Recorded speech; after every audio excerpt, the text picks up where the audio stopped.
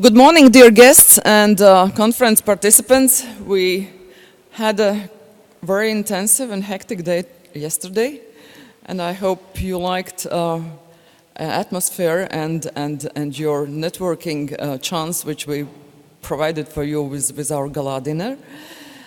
And in fact, by evaluating yesterday, we found out that in fact we did quite a good job in looking on those two, in fact, separate policies, one which is regional policy and another is policy of research excellence. And we found out that the difference between these two are quite challenging, because one is inclusive policy and another is exclusive policy.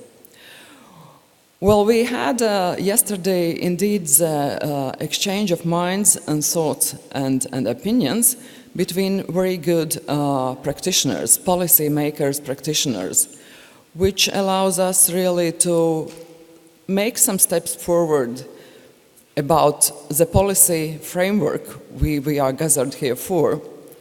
But today we have a pleasure and honor to receive and give a floor to the President of Committee of Regions, who will most probably swing us into the next debate and dialogue level, which is about how to govern and how to orchestrate the regional innovation policy harmonization.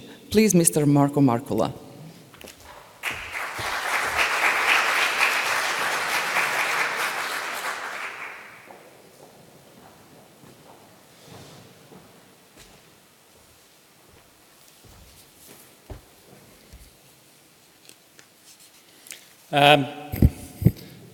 Ladies and gentlemen, dear friends, it's really a great, not just an honor, but especially a pleasure to be here.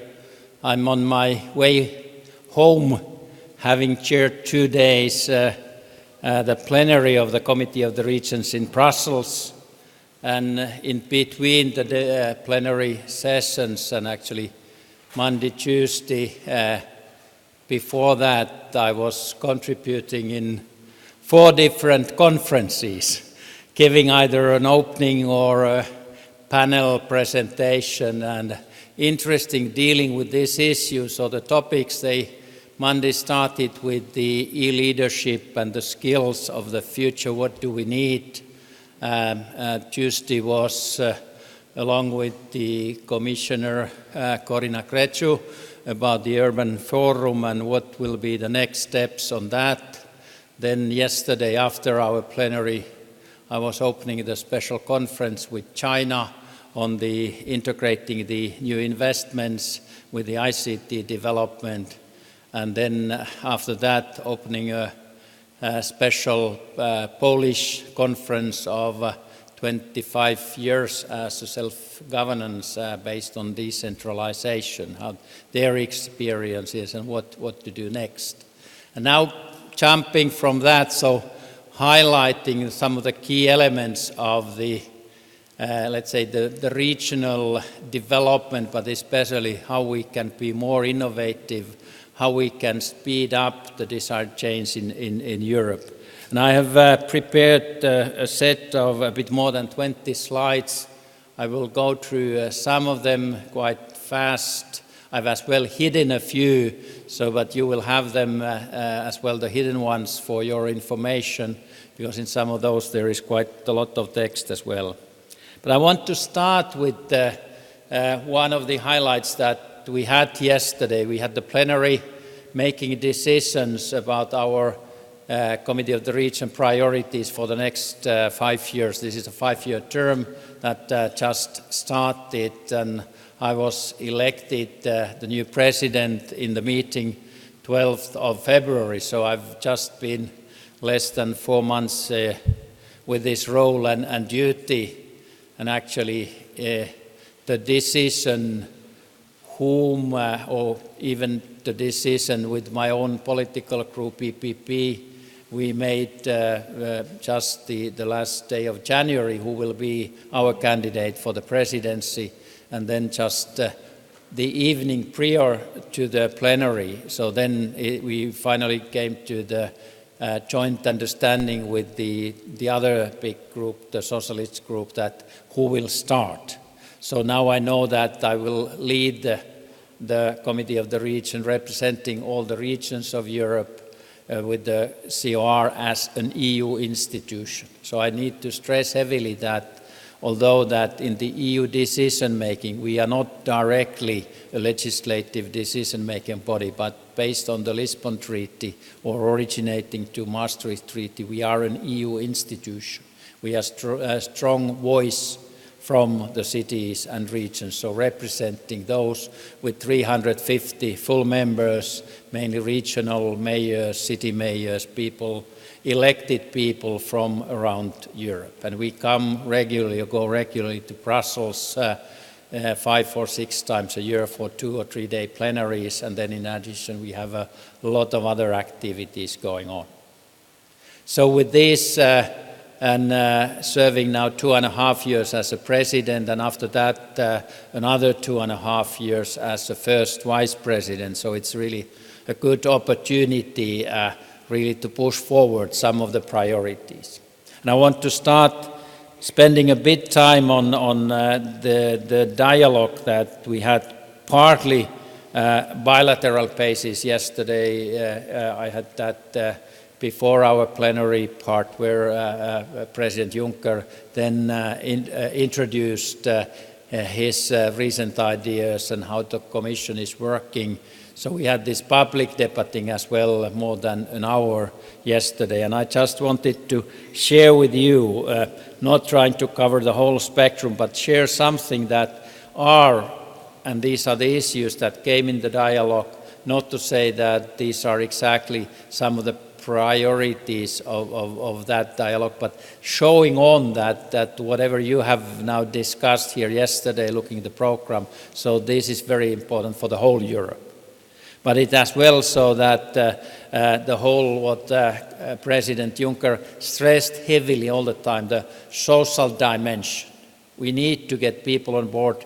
We need to get a kind of fresh start with opening the eyes of people and get more commitment to make changes to happen. And on that, what is now one of the core instruments is the investment package. But even with that, now we stressed, and he stressed to us, that we, from the region side, we need to do more to find new, fresh investment targets.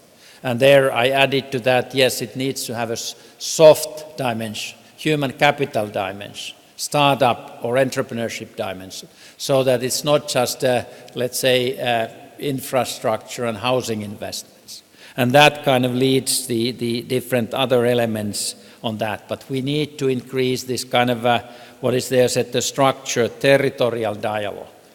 And part of that, what we from the Committee of the Region side, we are kind of bringing a bit new element jointly with the Commissioner Carlos Moedas.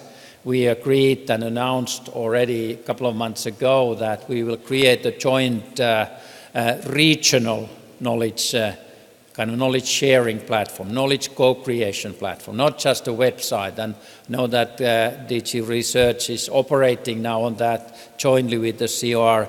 We want to, let's say, move on step by step, but define that our targets are much more than a traditional way for sharing information. And that is important. And now with this presentation as well, I want to look a bit back to some of the results of the previous WIRE conferences, because I've been contributing in 2 of the previous WIRE conferences. I even included here a few slides from those, what I did at that time. So what were the thoughts coming out of both the Krakow WIRE and then the Cork WIRE during the Irish presidency. But let's move on, and I want as well to highlight that we have renewed a lot of the work of the Committee of the Regions. We have quite clear focus. Now this was the first time as such, so that we prepared as a president's contribution 3-4 page kind of priority list of certain openings that we want to do, and that was after some amendments that was approved yesterday in the plenary. No one voted against the final outcome of that, so we have a strong base for that, and that's for the whole 5-year term. And I just took the first part of that, which is what does this growth and sustainable job mean for us? What are the instruments? Because that the whole priority resolution includes kind of 5 key topics, the last one being more focus on the citizen level, but I took the first one because that's more instrumental for the work of you, and took that out of those definitions what we have there. I selected maybe, let's say, a bit less than half of those, or half of the words, because many are written a bit a longer format, but these are really the words of those. So what to do: boosting entrepreneurial spirit, creating right conditions for digital networks and services to flourish, maximizing the growth potential of the digital economy, boosting research and innovation capacity of the regions, and bridging the digital and innovation divide between them, making the best use of KICs and GETs as a means to being at the forefront of managing the shift to a low-carbon and knowledge-based economy, stimulating leading inter-regional networks such as the Vanguard initiative that has put the industrial renaissance at the core of their smart specialization activities, and supporting the increase of innovative e-government, removing key difference between the online and offline worlds, and strengthening the urban agenda. So if we look these as a kind of set for more detailed actions, so this is much what the WIRE conferences have reviewed during the last years. But it's now time to move to the next phase. And that's my challenge, and I have here a few of the proposals how we could move on, and part of these are already thought and discussed with our COR staff to be working with the different DGs within the Commission. Let's see if they want to show that what does it, smart specialization, how we see that.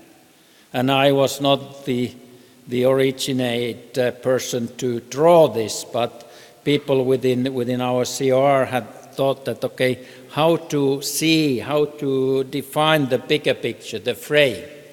And for us, coming from the cities and regions, so smart specialization is there, the core instrument, integrating, creating synergy between the different, both the financing instruments of the Commission, but as well the EU semester system, how to renew the business and governance operations of the whole EU and the member states. I don't want to go to detail, but think about those, add a few elements, and next phase, after a couple of months with our platform, will as well be, so what kind of concrete examples there are in those boxes in between. They are the instruments to make the changes to happen. And there we are calling for our regions to bring their good examples, and even the Vanguard initiative was already that advanced so that it was, after the vote, added to our priority list as an example. Because we want to have not just policy phrases, but we want to have concrete activities defined and implemented. And there is as well a stairway to excellence. So what does it mean in concrete terms? I will have later on the, let's say, kind of a bit traditional picture already, so that where to use the structural funds in linking that with the Horizon 2020. But that's a clear message as well, that the regions most of the regions have quite a lot of structural funds, cohesion funding in their use, and they should use that now in building the future of the human capital. linked to even to innovation infrastructure, but especially the mental change what we need. I want to highlight, and I put there the label of the Parliament magazine because I made the article there, just wrote that 1 or 2 weeks ago with highlighting key messages for this conference, so you can read that from the article there, but for you as well, so that when today is as well summing up the outcomes of this wire and hopefully a bit about the previous one. So we need to clarify, not to go to repeat what we have done already a long time with what is smart specialization and why it's important, but say a few that what does it mean. So I've listed there 3 principles how and what way we can make the smart specialization a success in the near future. And the first one, it's above all, it's a process, an economic transformation process. And there, with the arrow, I thought that it means high priority actions that the local level need to put on this. It's not just that something obligatory paper that every region needs to make and approve, but it's really guiding the work. The second is more precisely to the political decision makers to go themselves, individual. I'm along as well. So what does an innovation ecosystem mean? And I've as well challenged, actually before knowing that I would be the president of the COR, so I started to initiate a special book about how to orchestrate regional innovation ecosystems. And when they were, let's say that I tried to get key people who do research on these issues, but some of the missing elements were a bit too complicated that the researchers said that they are afraid to write anything on that because it's not yet been studied enough. But I said, okay, let me then do that. I'll spend 3-4 days in writing a 10-page article, and now we kind of covered the elements. And this is just one of the stepping stones. And we had this just going on print when I was elected and had the first meeting with Commissioner Carlos Moedas, and he was happy then to write the cover text, so why to go a bit deeper on the book itself. It's publicly available through the net, and I will provide the net link there as well. And I had just a few copies along with me when I came here. Gave, by the way, yesterday one of these books to Jean-Claude Juncker as well, so that encourage his own learning process, although knowing his time limits are really tough. Okay, but let's move on. The third point, so that we need pioneering regions. And every region can be a pioneer. That's important thing to know. And for that, we need this platform kind of thinking. And platform is not just a technical platform for sharing information. It's much more for collaboration. A couple of slides from the previous WIRE conferences. This was I participated. I was having in a concluding plenary in WIRE in Krakow. And this was the list of 5 key points that I promised to take to the COR. And now I'm quite really happy that when I now went back to these materials, I was able to recognize that actually we have done much of that with the different commissions, with our staff, with the President's Cabinet as well. So just to want to highlight here so that maybe the number 3 there, Horizon needs to include a strong regional dimension, and this needs to be integrated to the cohesion policy instruments in developing a stairway to excellence. And that's much what's now going on. It's been a bit slow, the process. Dimitri, you've tried hard, but you need to push the others as well to do as much work as it's needed. And then I want to highlight the first one, focus on concentration, cooperation, and connection. Lambert van Nistelrooy, you were the first at least to deliver those key words to me several years ago. So how to move on instead of control and command and so on, how to have more concentration, cooperation, connection. So even with Cs you can have the positive ones instead of the traditional controlling focused ones. Another that I had this list presented in Wire in Ireland during their presidency. That's the list that actually then I will be working now over the weekend with the special Aalto Camp for Societal Innovation.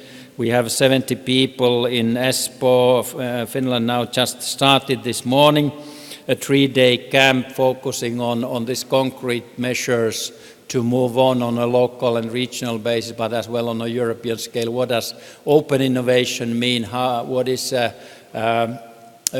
smart citizen, how to move on with that, highlighting there the create incentives to encourage openness to innovation and experimentation.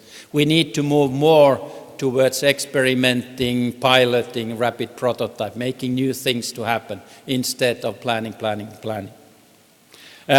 At the Wire conference there, I challenged the people describing a bit about the regional information modeling, how we are using the latest research findings of ICT jointly with industry and the city, how to take the urban planning to the next phase. And my message there that we have already the scientific breakthroughs and application trade. What we need more now, it's the mindset changes and more in art and design, make those kind of instruments more attractive, and then the business models for them to be used.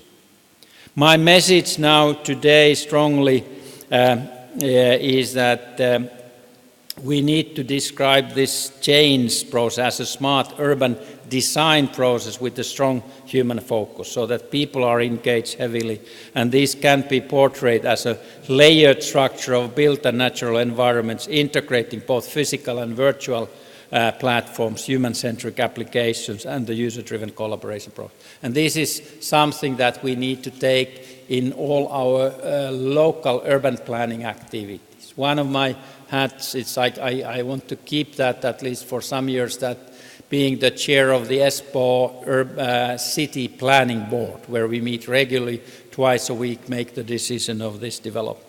What does this regional information modeling mean in practice? The visible part is there, that the brown one, the future smart city, concrete terms, what happens in the environment and in the neighborhood, and then we have their digital smart city platforms, other instruments, software, etc. Much more open access software. It means as well that what does this strengthening urban dimension mean in concrete terms? Finland made the decision to use the 5% of the structural funds on innovation platform, open data, open infrastructures, and that's what now is focused for the 6 largest cities, and much integrated on this urban planning concrete change, but as well making the new things happen where the citizens are the drivers. I took here a couple of the slides, something about this networking, because we had already in the priorities, we had this Vanguard initiative, new developments in industrial renaissance, manufacturing, what is the focus of the Vanguard. But I took as well a couple of slides about the open, agile, smart cities to show that there's already much going on inside, funded at least partly by the Commission, so we need to be part of that kind of movement. Many of the cities are already on this, and more to come to have these concrete examples how to move on. These are kind of a few of the key elements provided by those teams who are working now on that, how we kind of create the market or the agora of knowledge co-creation. That is crucial as well, and that's one of my roles, is now to keep on going and looking for what is going on all around in Europe. Hopefully, so it's all should be kind of multi-financed so that they fit to the change processes what we need to do at the moment. But it needs us here integrating digitalization to the city development, or as well integrating more and more companies and business development of that, moving on more to the service side. Example, because Wire has always been a further moving activities, so take into account a bit more complicated technology issues as well. This is just an example of that open innovation platform development where the city of Oulu in northern Finland, so they are developing very strongly with the other cities, the 3D activities in urban planning, take that in a concrete terms in the measurement activities. And I know that it works because I need to use that more or less every second week, but we can be much more advanced that we use, not just to deliver the nice big pictures of the coming city and housing planning through the web, but we can move that more interactive, and there we need this development. Another link then, no, I'm not going to detail, but encourage with this slide as well, you go to look the text more, what does it mean when we think about what's happening in digital single market when we integrate that to the city development. Another integrated concrete thing is, so again, looking more from the city perspective, how we have the different elements of both preparing the master plan for the city, getting people on board, getting the new business development, business clusters developing in my city. So we are developing the new business and service developments around the new metro extension, extending the metro subway from downtown Helsinki to the west. Part of that will be open the end of next year, and that means a huge booming for new kind of businesses. But it's up to the city to be the enabler of that kind of growth business as well. And this as well, so what we are doing and operating in the open environment using the 3D and 4D visualized pictures. Some of you were participating already a year ago in June. We organized with COR and a few regions where we used this map of Europe. We had the working teams on the virtual reality. Now we are using the same virtual reality system in this Aalto Camp for Societal Innovation, and Monday, Tuesday next, so we are having the Open Innovation 2.0 organized in Espoo, Finland, and there we are having part of the whole conference on that virtual reality. So you can go to follow that through the web streaming, but as well contribute through the different elements of that.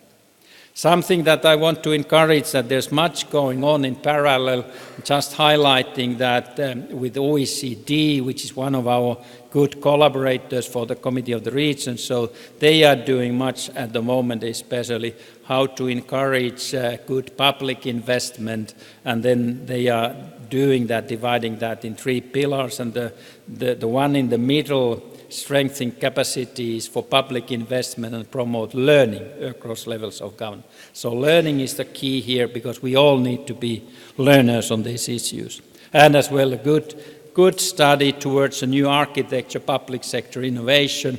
There I've highlighted this diffusion and scaling up of good practice, how to take the next measures on that. So we have a lot of this material. We need to start more kind of bottom-up movement where we are implementing all of these from the region and city perspective. And here, this a picture that in a bit different formats many of you have seen, but for me it's very crucial one to show that with the structural funds we can get much better, much more to the innovation targeted research on Horizon to be planned and to be implemented.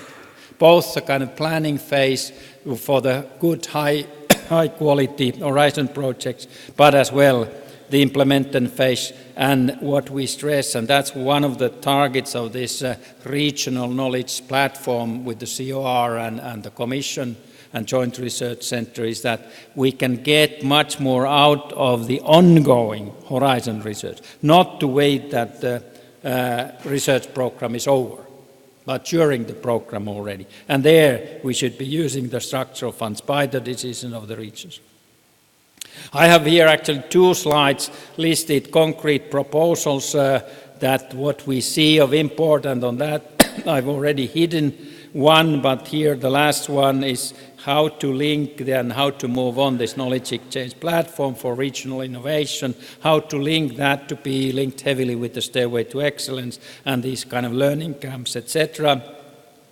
And my conclusion then, I wrote that in the Parliament magazine, so I need to stick with that, so because it's now openly published, so that I'm challenging, and we are COR, we are challenging especially DG Research, DG Regio and the Joint Research Centre to form some kind of a small team of experts.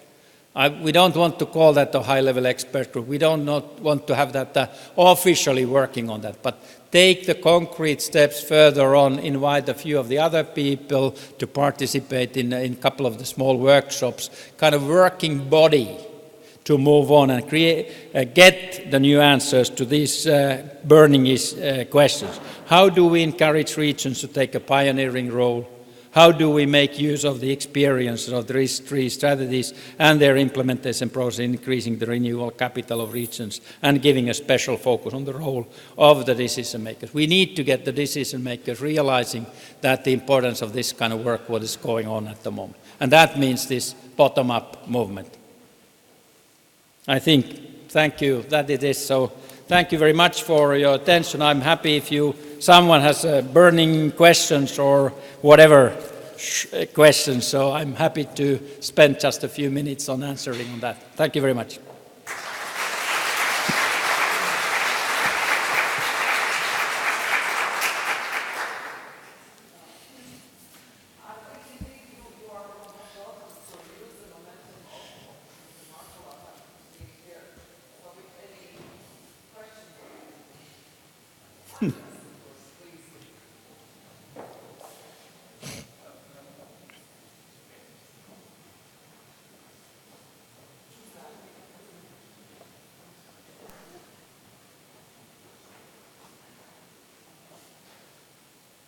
Lambert van Nistelrooy, member of European Parliament.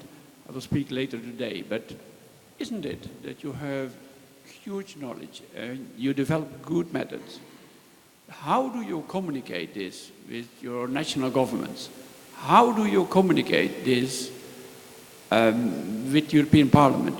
How do you communicate it in the debates with European Commission on, let me say, the next phase, financial, midterm review, etc. So I admire your work, but I see so less outside of all what you do. Where are you in the political debate? Yep. Very, very important issue.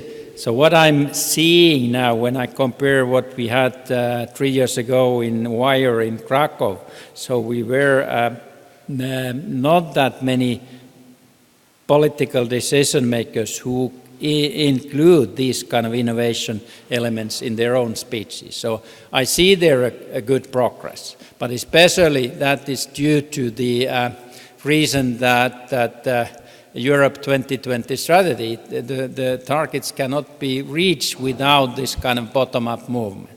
And then it means that hundreds or thousands, tens of thousands of people who have done different these innovative EU-funded or locally funded projects. So they need to be, let's say, taking action. How to communicate it just is that I need to do, you need to do, and you are doing that properly, really very well. Many others, we need to take these issues in the discussions with the different, both the institutional level, organize more interinstitutional collaboration, where as an example, so we are bringing these concrete terms. So what do the regions need? What they are willing to do? We already now officially as well started to negotiate actually in detail with the coming Dutch presidency a year from now with a special urban forum, big event at the end of May next year, where to focus on these concrete terms and make the program of that, because that will be linked with the unofficial ministerial meeting. So concrete terms about the action. We yesterday had already the meetings with the Slovak representatives at the Committee of the Regions, the mayor of Bratislava and the regional mayor of Bratislava and their whole delegation. They made the concrete decision that they want to have jointly with the COR a special presidency summit in the fall 2016 when they are having the EU. And again, so use this kind of a high-level meetings as well, so that places where these issues are targeted, and not just the repeating the nice principles, but the concrete actions. And that's where we need these, let's say, the network-based activities of the EU.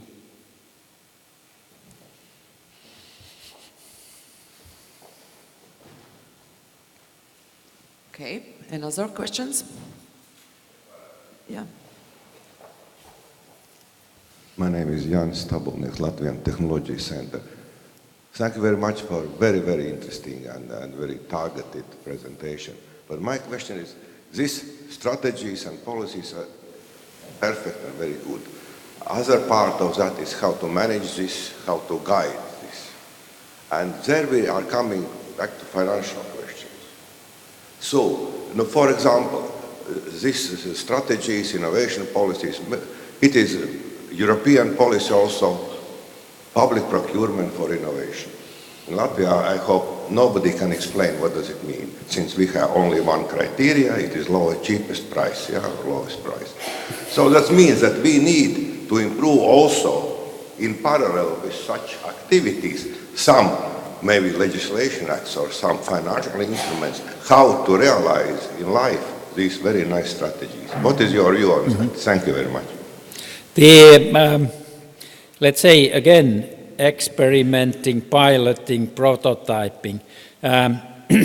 Already for a couple of years, very often the commissioners and key EU officials have said, why don't you use more your structural funds? We have as well Interreg funding, being here in Latvia, so Latvia is part of the Interreg on the Baltic Sea. Latvia is part of the Central Baltic as well, which is another Interreg. And I've now, within the last couple of months, talking with many of these, let's say, regional decision makers, governmental level as well. So tried to convince that why don't we here, either in the Central Baltic or the whole Baltic, why don't we build an Interreg which is close to the political decision making, but it's really more the bottom up about the innovation hubs. What does it mean for the brain drain? To keep young people there or send them abroad, but be so attractive that they will come back. And this is where we actually should not only wait that, okay, do we get this Interreg approved, but start with the existing funding, because it's more really using time of some of us, including me. We are working on with this, what I said, the innovation camp, when we are looking now over the weekend, what does it mean for Europe to start experimenting some new activities using the existing opportunities with this open innovation, how to encourage open innovation in Europe much more. So it needs then to start up with a few kind of change agent groups, people, small teams, but then look that and sell the idea to the regional decision makers, so that, okay, for them, for the decision maker, this seeing the role of innovation, that crucial, so that they should invest some of their time, or at least be supporting or pushing forward that this kind of Interreg networking on what does it mean to have a kind of startup innovation hubs which are integrating young people with the older experts, integrating industry already going on, integrating venture capitalists, or creating something new. Because here as well, I've talked during my previous Latvian visits with some of your young people, so they have great ideas. They are eager to do that, but they are looking for the opportunities, and that's one of the instruments, is the whole Interreg that we have in our use. Any more questions? In fact, I have a question, if I dare. Please.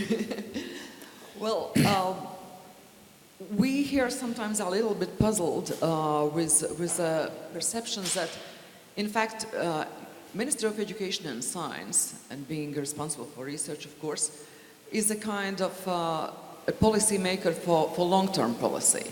So in very direct, sharp, and immediate way, it is a little bit difficult to really be a part of this policy mix which is so much needed and desired for RIS3 strategy.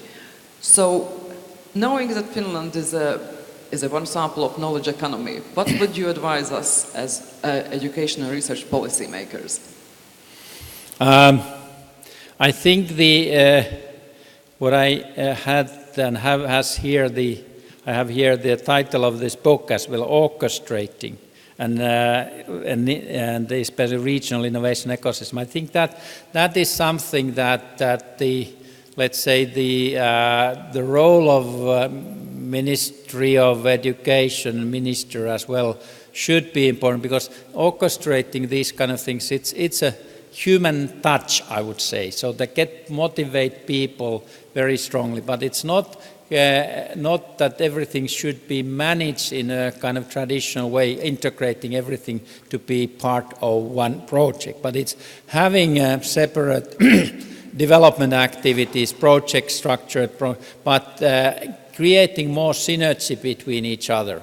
And then we need to be locally, regionally able to convince whatever you have, Ministry of Economic Development, so that they are in charge of the short term more, so that to see that building this mental change more towards innovativeness, that's crucial for the whole nation. With whatever international studies where we looked at GDP, so there has been some studies, and I've been a bit involved on those, or looking more at the results, so that we can see that the countries who have invested more on research and development and in their education system, so they are more at the top of this GDP development. And there we see that you cannot avoid, or you should not avoid, really looking on the long-term development as well, building a better, more challenging educational system. But that was kind of question asked by the Malopolska region in Poland, because they said that, okay, they actually a year ago they introduced us, the Committee of the Region people, that they have started a special project integrating universities and especially secondary school level to work together on the internet-based content. And they asked that how could they get more of this on a European level? And my answer was simple, so that there is already so much going on, so that if they are willing to invest some of their, let's say, own structural funds on to get that kind of activity going on, getting faster the good results. So start using that money for European partnerships, because that's the target of the Commission as well. So don't think that the structural funds, what is you should only use kind of inward looking for the costs of your own people, but attract some of the best experts who have created something new for this kind of collaboration. Get them from the other parts of the Europe, so do something similar using their own funding, but kind of orchestrate this kind of collaboration. And there you are starting to see immediately as well the short-term results. So it is really having a few of these kind of good, well-targeted experiments, and through them showing on that this is something that the whole Europe can get more out of. This is something as well that I'm several times a month talking and working with several people of the Joint Research Center, including the Director General Vladimir Suha. So how we can take on board more of those less developed or lower level in innovation. We started that, why don't we call them the innovation builders? Take that a positive approach if the region is committed. So to get themselves in the category of an innovation builder, and then start collaborating with some of the more advanced ones. Okay, let's give thank you to Mr. Thank you. Marko Markula. Yeah.